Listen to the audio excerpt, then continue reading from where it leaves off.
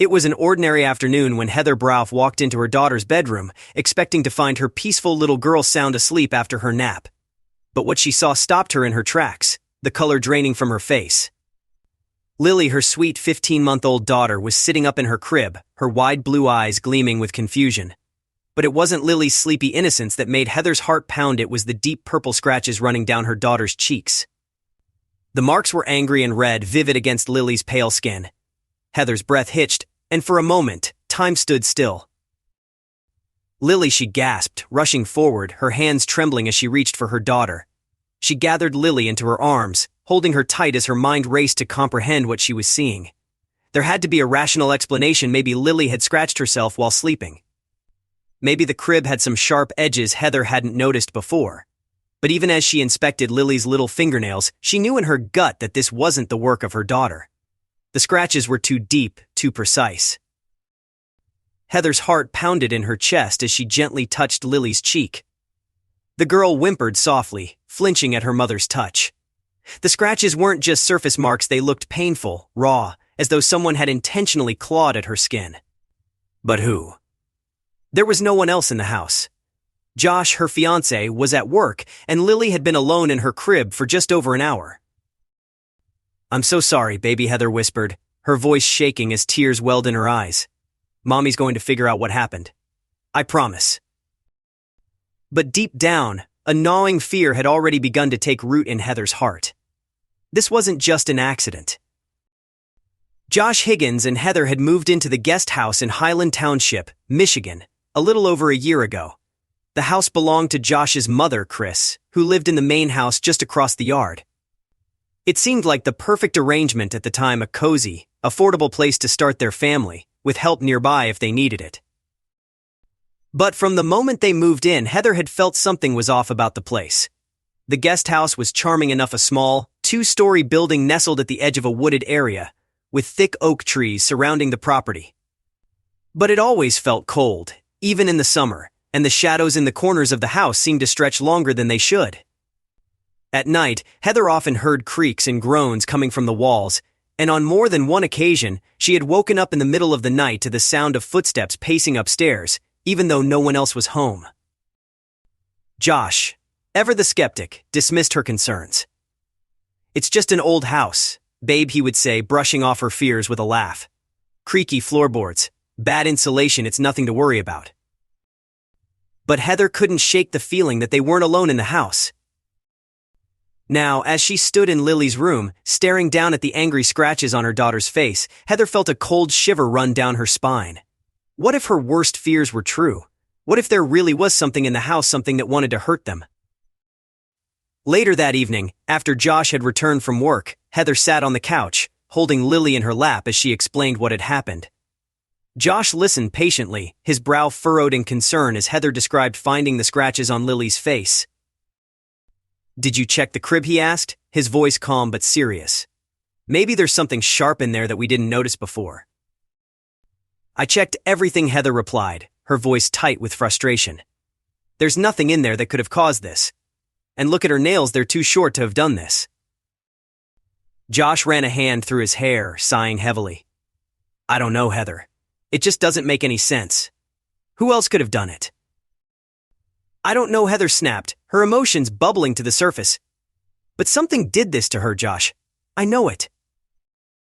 The room fell silent for a moment, the tension between them thickening. Josh stared at the floor, his mind racing as he tried to find a logical explanation for what had happened. He wanted to believe Heather, but the idea that something or someone had hurt Lily while she was alone in her crib was too terrifying to fully accept. "What about the baby monitor?" he asked suddenly, looking up at Heather. "Maybe we caught something on the footage." Heather's heart skipped a beat. She hadn't even thought to check the monitor. Without another word, she handed Lily to Josh and rushed to grab her phone from the kitchen counter. Her hands shook as she pulled up the baby monitor app and scrolled back through the footage from earlier that day. For several minutes, the video showed nothing unusual. Lily was sound asleep in her crib, her tiny chest rising and falling with each breath. But then, just as Heather was about to give up, something caught her eye, a faint, shadowy figure near the crib. Heather's blood ran cold as she watched the figure move closer to Lily. It was barely visible at first, almost like a trick of the light.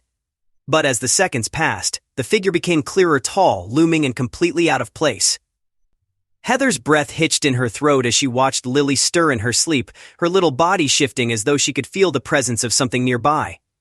And then, without warning, the figure reached out, its hand brushing against Lily's cheek. Heather's heart pounded in her ears. The figure lingered for a moment, and then, just as suddenly as it had appeared, it vanished. The room was empty again, and Lily remained asleep, blissfully unaware of what had just happened. Heather dropped the phone, her hands trembling uncontrollably. She had seen it. Something was in their house. Something was after her daughter. Josh stared at the footage in stunned silence. He replayed the video over and over, trying to make sense of what he was seeing. The figure was faint, almost indistinguishable, but there was no denying that something had been in Lily's room. And worse, it had touched her. "What the hell is that?" Josh muttered, his voice barely above a whisper. Heather shook her head, her eyes wide with fear. "I don't know," she replied, her voice cracking. "But it's real, Josh. It's real, and it's in our house." Josh swallowed hard, his mind racing. He had never believed in ghosts or spirits. He had always been the rational one, the one who could explain away strange noises and flickering lights with logic and science. But this was something else entirely. And it terrified him. "We need to do something," Heather said, her voice shaking. "We can't stay here. Not with Lily." Josh nodded, his mind made up. They couldn't risk their daughter's safety. Whatever was in the house, it wasn't going to stop. They needed to get out. The next day, Josh and Heather met with Chris at the main house to discuss what had happened. Chris listened intently, her face pale as Heather described scratches on Lily's face and the figure in the baby monitor footage. "I always knew there was something off about that house," Chris said quietly, her hands trembling as she held her coffee cup. "But I never imagined it would come to this." "What do you mean?" Heather asked, her voice laced with suspicion. Chris sighed, setting down her cup. "When I bought the property years ago, I didn't know much about its history. But after living here for a while, I started hearing things, voices, footsteps, laughter. At first, I thought it was just my imagination, but then I started finding things out of place. Items would go missing, only to reappear in strange locations. And then, one night, I heard a woman sobbing outside my bedroom door. It was the most unsettling sound I've ever heard." Heather's stomach twisted with unease. She had heard the occasional strange noise in the guest house, but she had always assumed it was just the old building settling. Now, she wasn't so sure. "What else do you know about the property?" Josh asked, leaning forward, his expression grim. Chris hesitated for a moment before speaking. "The guest house. It wasn't always a guest house. It used to belong to a brother and sister who lived here many years ago. They were reclusive, didn't have many visitors. The sister died in a terrible accident. She fell down the stairs and broke her neck. After her death, the brother lived alone in the guest house.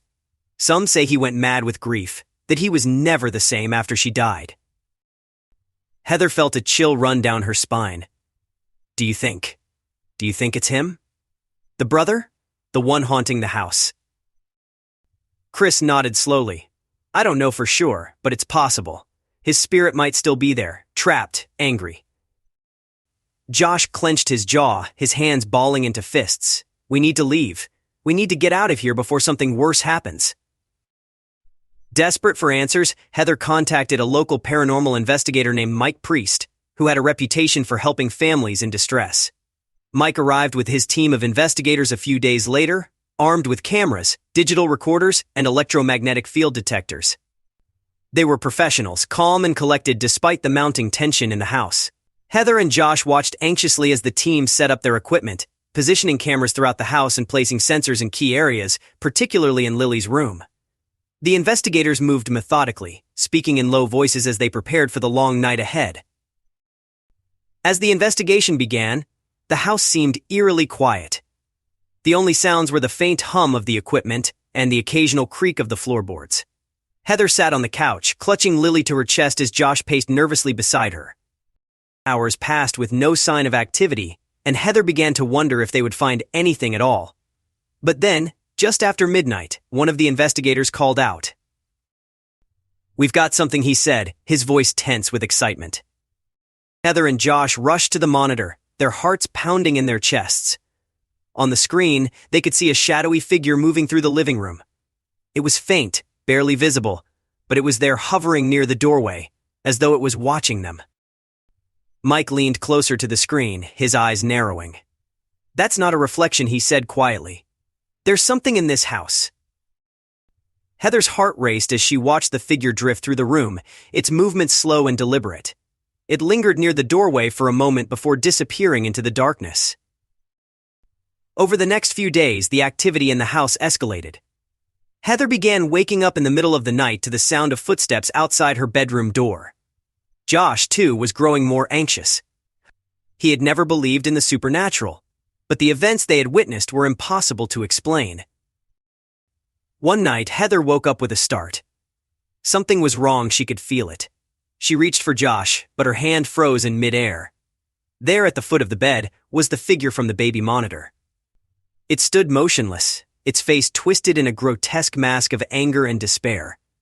Heather's heart pounded in her chest as she tried to scream, but no sound came out. The figure took a step forward, its presence overwhelming. Heather could feel the cold air around her, as though the temperature had dropped by several degrees.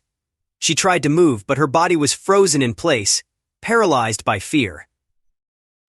And then, just as suddenly as it had appeared, the figure vanished, leaving Heather gasping for breath. She sat up, trembling, and turned to Josh, who was still sound asleep beside her. For a moment she considered waking him, but something told her that it wouldn't matter. Whatever was haunting their house wasn't going to stop. Heather and Josh couldn't take it anymore. They had seen enough, experienced enough. It was time to leave. They packed their bags and made arrangements to move out, but even as they prepared to go, the house seemed to resist. Strange noises filled the air, and the oppressive presence grew stronger. On the night before they were scheduled to leave, Heather had the worst experience yet. As she lay in bed, she felt a sudden pressure on her chest, as though something was pressing down on her. She opened her eyes and saw the figure standing over her, its cold hands wrapped around her throat. Heather gasped for air, struggling against the invisible force. She could feel the life draining out of her as the figure tightened its grip. But just when she thought she couldn't fight any longer, it released her. Gasping for breath, Heather sat up, clutching her chest.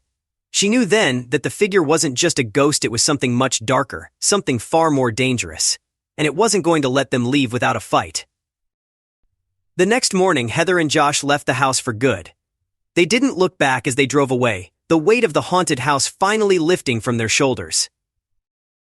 But even as they settled into their new home, far away from the guest house and its dark history, Heather couldn't shake the feeling that the figure was still with them. Sometimes, in the middle of the night, she would wake up to the sound of footsteps outside her bedroom door. Other times, she would catch a glimpse of a shadowy figure moving through the hallway. Lily, too, seemed unsettled. She would wake up in the middle of the night, crying and pointing at things Heather couldn't see. "The man is here," she would whisper, her voice trembling. Heather knew then that the haunting wasn't over. The figure wasn't bound to the house, it was bound to them. And no matter how far they ran, it would always find them. Some hauntings never end.